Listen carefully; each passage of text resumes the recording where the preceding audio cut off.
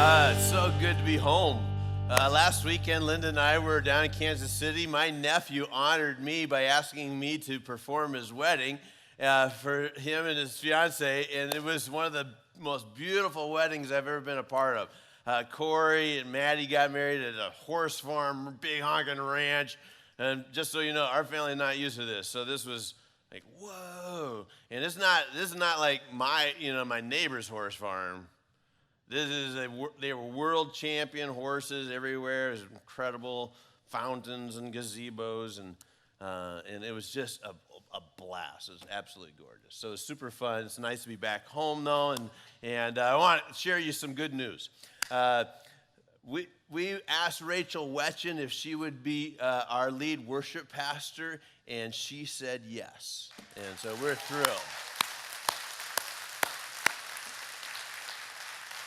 She's been working with us for a while and part-time basis, leading worship in our Commons area, and she's ready to step it up and come on more full-time, and we're thrilled about that.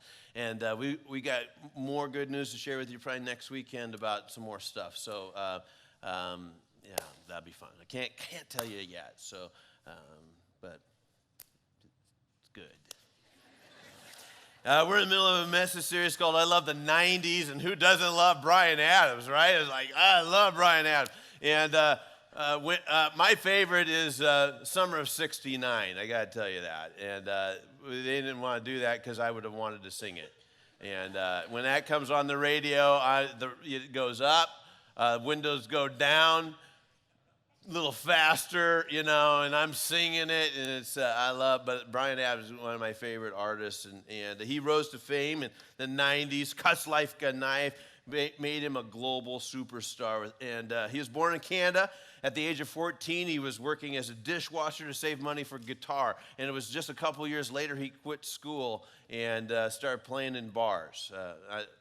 And by the way, I should probably tell you, if your kids are here, this is kind of going to be a PG-13 message thing, so I'm sorry.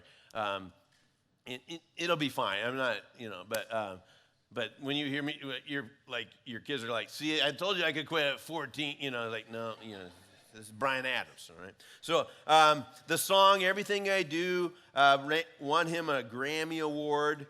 It was the #1 hit in the UK for 16 consecutive weeks, breaking the record that had been held since 1955 by none other than the Slim Whitman. And his record still stands to this day.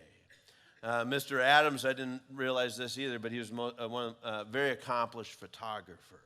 This is an incredibly romantic song. Look into my eyes, right?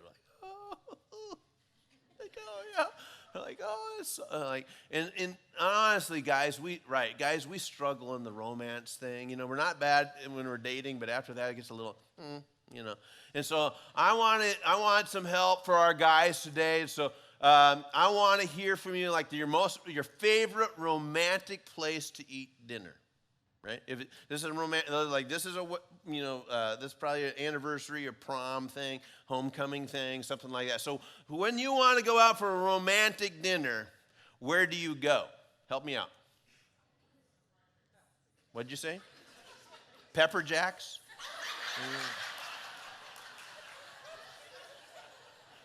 Okay, I heard something. Wait. Where?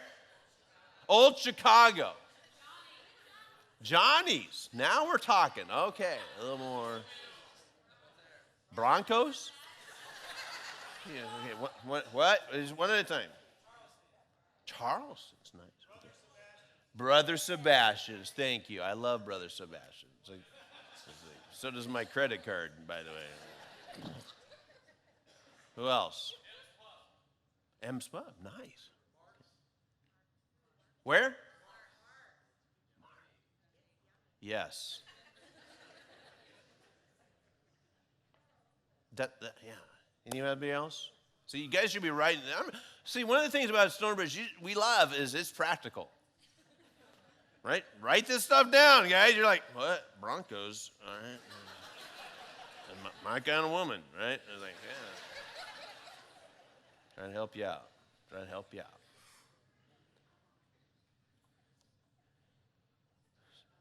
Did somebody say Tanners too? I think Miranda, did you say Tanners? No? Okay. Miranda works at Tanners. So. Now, we dream of a relationship like the Bryan Adams song, right? Oh, it's like I look in your eyes. Oh, and we're melting, and our hearts fluttering, and it's romantic, and you're probably like, okay, why are we talking about this at church? What's this about? Romance? Like, give me, And think about this. God created us. We're the prize of creation. We're the prize of creation, human beings. And he's wired us up, right, in such a way that there's romance and there's intimacy and sex and all that stuff. And you would think that, because, it would just make sense that he would have plenty to say about the subject. Because we do, right? There's lots of advice and there's lots of stuff and songs and movies and books that talk about intimacy and sex and relationships. And so where are we getting our information from? So it just makes sense that God, who created all of this, by the way, he created sex and intimacy and that passion, that he would have something to say about it, and he does. He has plenty to say about it. There's an instruction manual in the Bible. There's a little book in the Bible. We don't talk a whole lot about it because it's like, it's called the Song of Solomon or the Song of Songs. It's in the wisdom poetic literature in the Old Testament. And it talks about desire and passion and courtship and conflict and marriage. It's written by King Solomon. Now, some of you are like, what does he know about marriage? He had 700 wives. Well, I didn't say he was great at it, And sometimes you need to learn from people's mistakes. But he has plenty to say about this. And this little book talks about it in the right context, in the right timing. So let's take a look at Song of Solomon, chapter 1, verse 1 through 3. This is Solomon's Song of Songs, more wonderful than any other. Kiss me and kiss me again, for your love is... what? Now see, I had Linda memorize that one. It's my favorite verse, honey. Did you want to share that? Kiss me again, for your love is sweeter than wine. It's more intoxicating. It's more wonderful than wine. How fragrant your cologne. Your name is spreading fragrance. No wonder all the young women love you. Now, this young lady is certainly attracted to Solomon. He's more intoxicating. She wants to kiss him. This is like, she's right. And then she says, how fragrant your cologne. So not only are you good looking, you smell good. Now, in the first, Old Testament, this is a big deal because the men rarely bathed. And so occasionally they would, instead of bathing, they would get cologne, perfume, put it on them so they smelled halfway decent. You know what we call that today? Axe. You don't believe me? Go to a junior high overnighter thing, right? Or like, yeah, junior high kid. If you want to win at the romance game, ease up on that. Just ease up on it. Take a shower, ease up on the axe. The little girls are going like, you smell good. All right. There you go. See how practical this is? So she's saying, you're good looking, you smell yummy. And there is nothing wrong with that. Attraction is important. It's stage one, right? It's like you're looking right, you're dating, you're looking around, and like, oh, okay. All right. Beauty is there, but she goes on and says, how fragrant your cologne. So you look good, you're intoxicating, but your name is like it's spreading fragrance. Your name is intoxicating as well.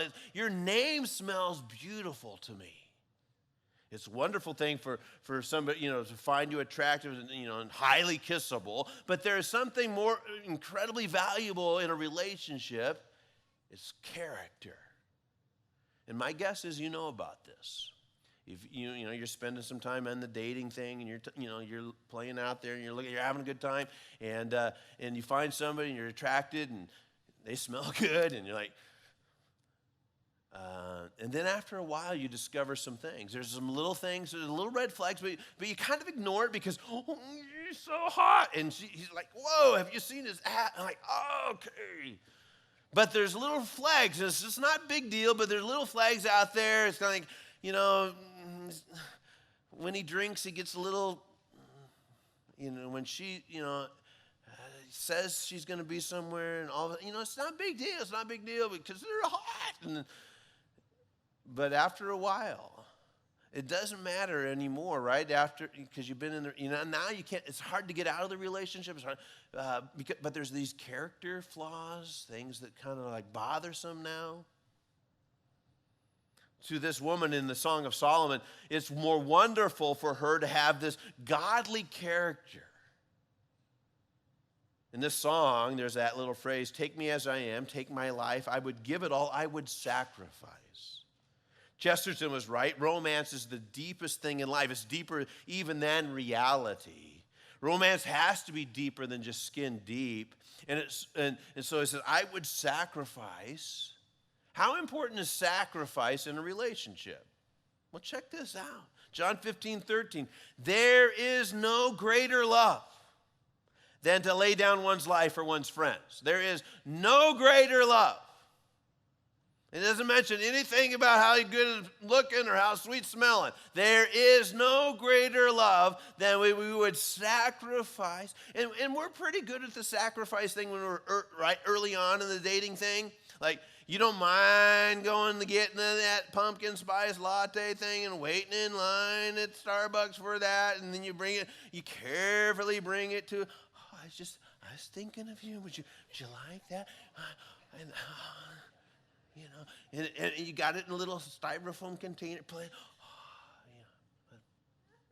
Right? Because there's nothing like, I don't mind listening to you talk on and on about your fantasy football scores. I kind of, that's great. I don't need, who's Adrian? I don't know.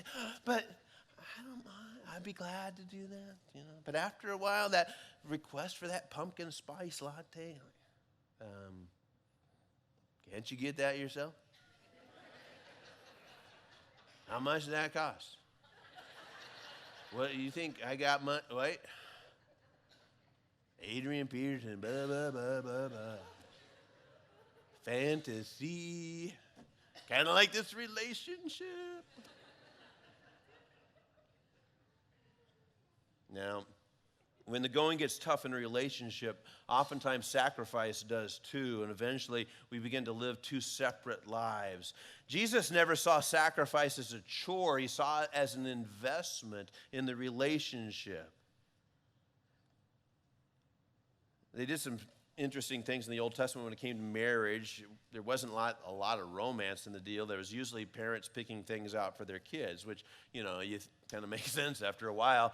And Abraham is deciding on a wife for his son Isaac, and Abraham sends his servant because Abraham's not going to do it. So he says, I want you to go find a wife for my kid.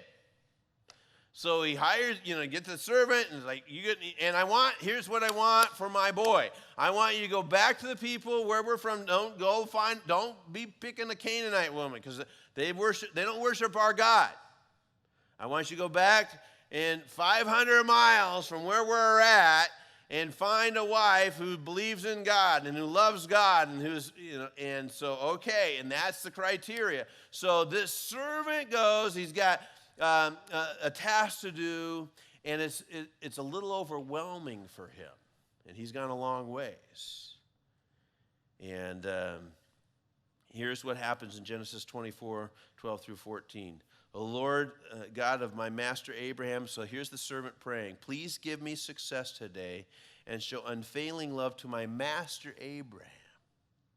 See, I'm standing here beside this spring, and the young women of the town are coming out to draw water. So it's kind of like going to the bar.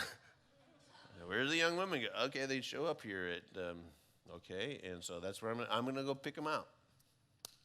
And so that he knows, right? This is my request. So he's praying. This is my request. I will ask one of them, please give me a drink from your jug. If she says yes, have a drink, and I'll water your camels too.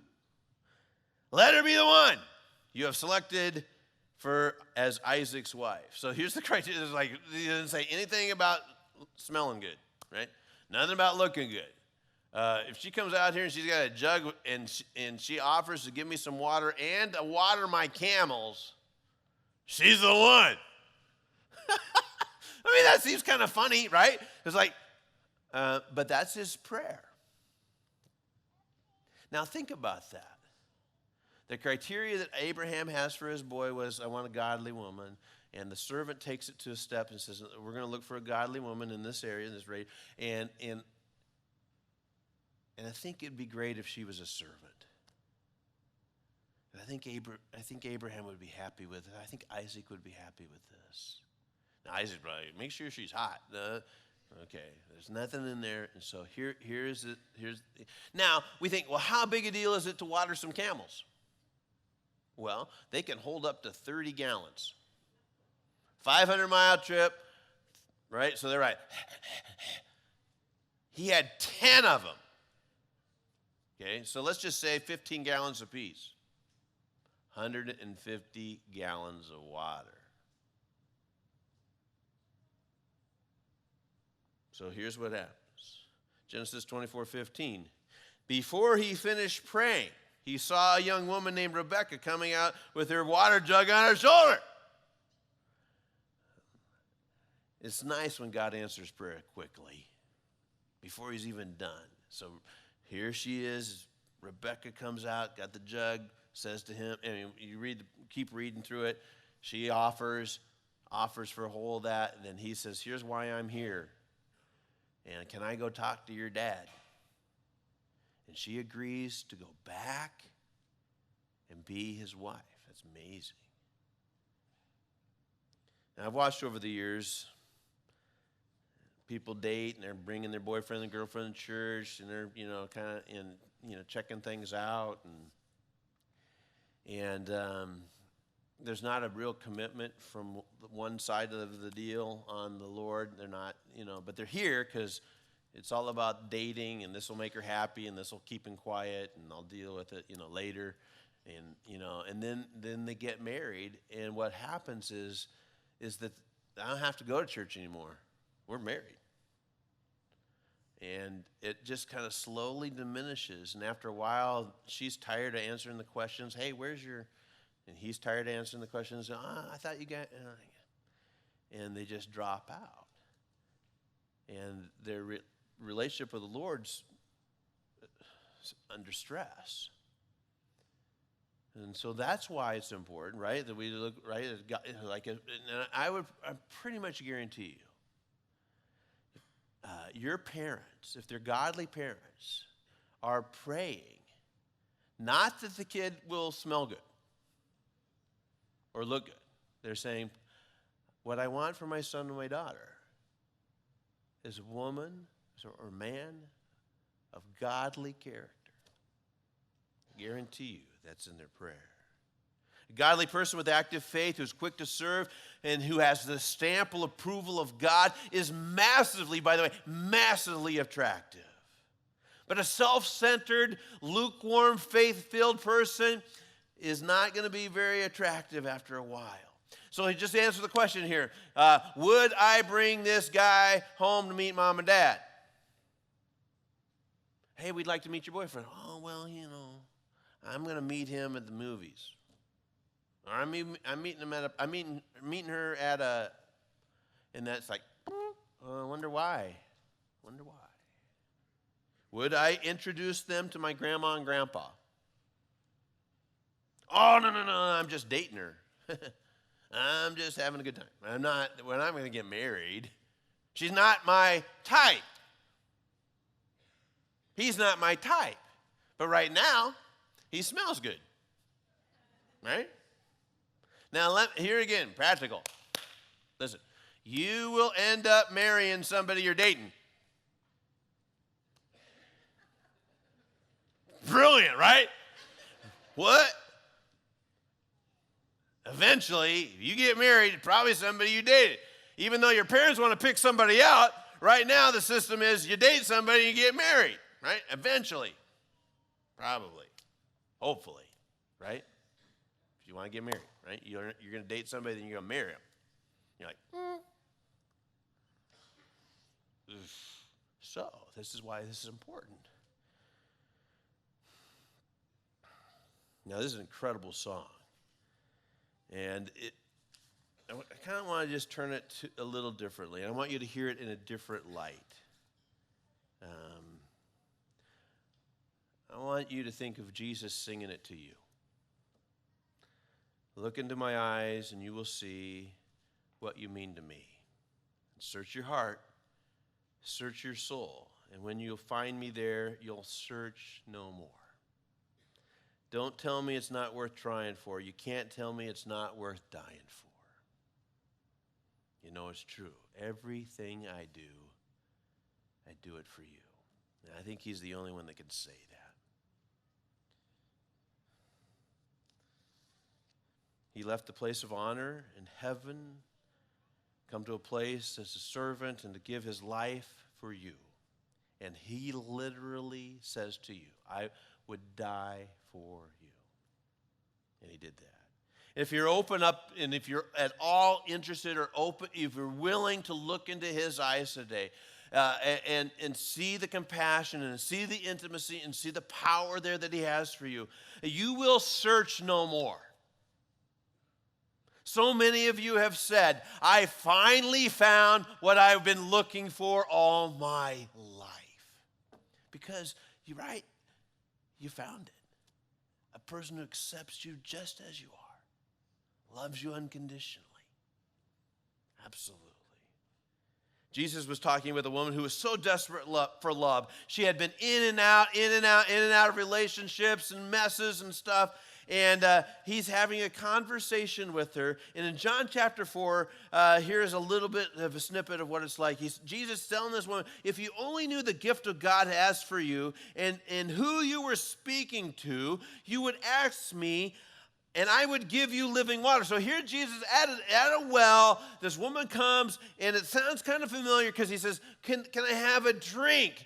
And she is willing to give him that. And then he takes it to this another level and says, if you only knew who I am, you would ask me for something and I would give it to you. And it would never, this never ends. Check this out. But sir, you don't have a rope. You don't have a bucket.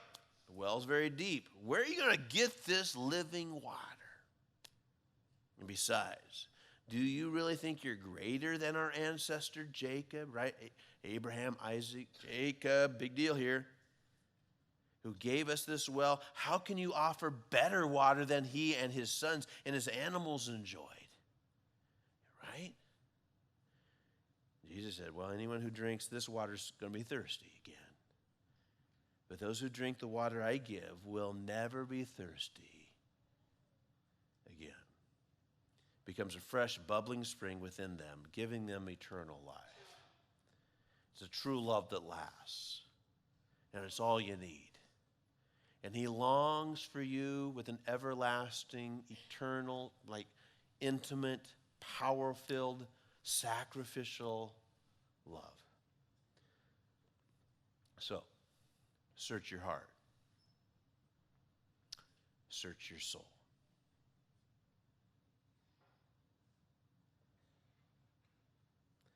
Thanks, God, for this moment in time when we come face to face with you and look into your eyes and see that you are more wonderful than we could ever imagine. And how intoxicating you are. That you would love me with a love that would go to a cross.